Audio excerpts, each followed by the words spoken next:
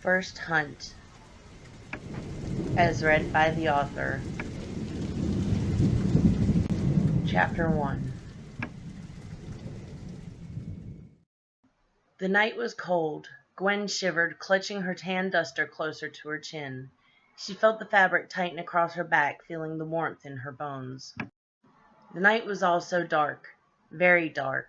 Were it not for the small amount of light her oil lamp put off, Gwen would not be able to see the dirt road in front of her. It swayed to and fro as she walked, casting long shadows on either side of her.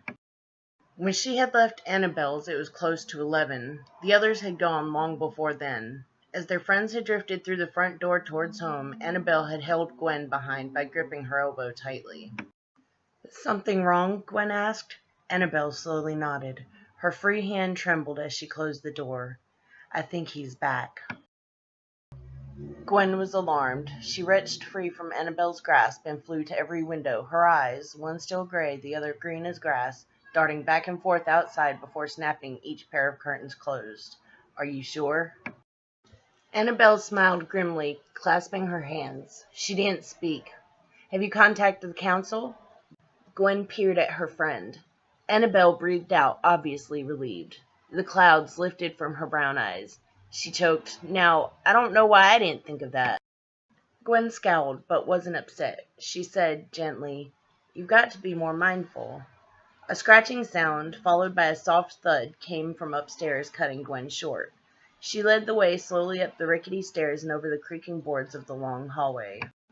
Annabelle's husband had done well for them, collecting bounties on the beasts that nested frequently in the canyons nearby. As a result, Annabelle lived in one of the largest houses in Butte and continued living on the residuals of said bounties. Even before Butte was an official township of the territory, it was thought that these beasts wouldn't be an issue. The hope was that the parasites would starve to death, considering the town was less than 100 souls at the time. Very few people had disappeared, which led to an even larger problem.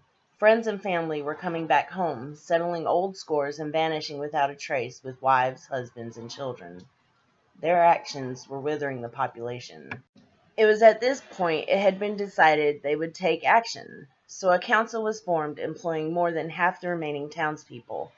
3 served as heads to decide what marks were or were not threats, and the rest were hunters. In the beginning, the council had very little money, so they paid the hunters in crops and alcohol. Word spread, and soon the town grew to more than double its original size. Forming the council had created a lot of jobs, and people flocked to the opportunity. Annabelle's father was one of the first hunters. He'd been mining gold for years, always moving the family around, and had grown weary of it. He retired his pickaxe years ago, taking up any job he could, the last of which landing them here in Butte. Being a hunter for a short while, he had felt fulfilled his destiny, and he died happily of old age 2 years ago. Annabelle's husband, however, did not die of old age.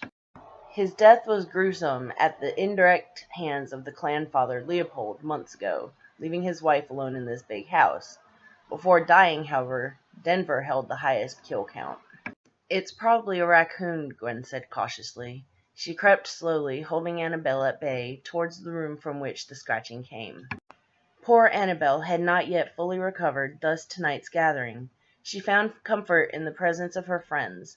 It was only because of them that she had started eating again and gaining weight. Even the pallor of her skin was returning. Despite this, she'd continued having troubled dreams, mainly of Denver. He came every night, tormenting her, telling her that she'd soon join him in his eternal life. Gwen was Annabelle's closest friend and a hunter. Though it was more appropriate to call her a trainee, each of these attributes made her the perfect companion.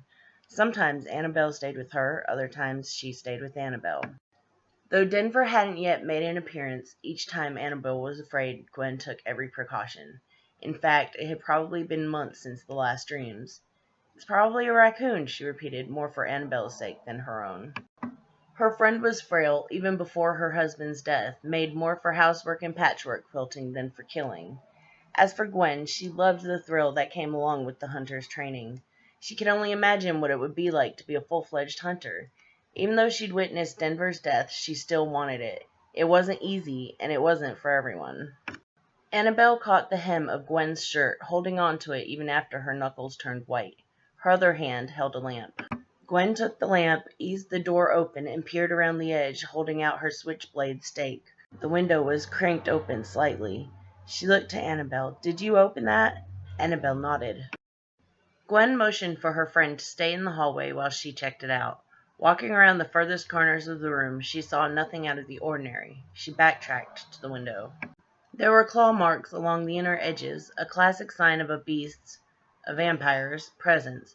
She cranked it open further and leaned out, resting her palms against the sill. She looked left and she looked right. There was nothing in sight, and she knew the rules. Vampires couldn't come in unless invited. And even this house was once Denver's, it no longer was, and he would need that invitation. She pulled herself back into the room and shut the window, latching it. As she turned, she saw what had caused the thud. In the corner behind the door there was a large rock the size of a man's fist. Wrapped in twine around it was a crumpled piece of paper. Feeling no sense of danger, Gwen tucked her switchblade away and said, "Annabelle, I believe you've got a message." Annabelle crept into the room, looking in the same direction as Gwen. She bent and picked up the rock and unwound the twine. She clutched the rock to her flat belly with her forearm, while her fingers smoothed out the paper. She read it aloud. "My darling, we will be reunited soon. When the clan father approves your arrival, all of our dreams will come true. Ever your loving husband, Denver." Annabelle's face turned white. She dropped the note and the rock, her hands going to her throat. Gwen was troubled. She took up the letter and said, "You stay in the house until I can get to the council, you hear? It'll be safer inside. If you go out, you'll be a sitting duck. Remember, Denver can't come in unless you invite him." All of my works are available for Kindle and paperback. Thanks for listening. Please subscribe or connect for more.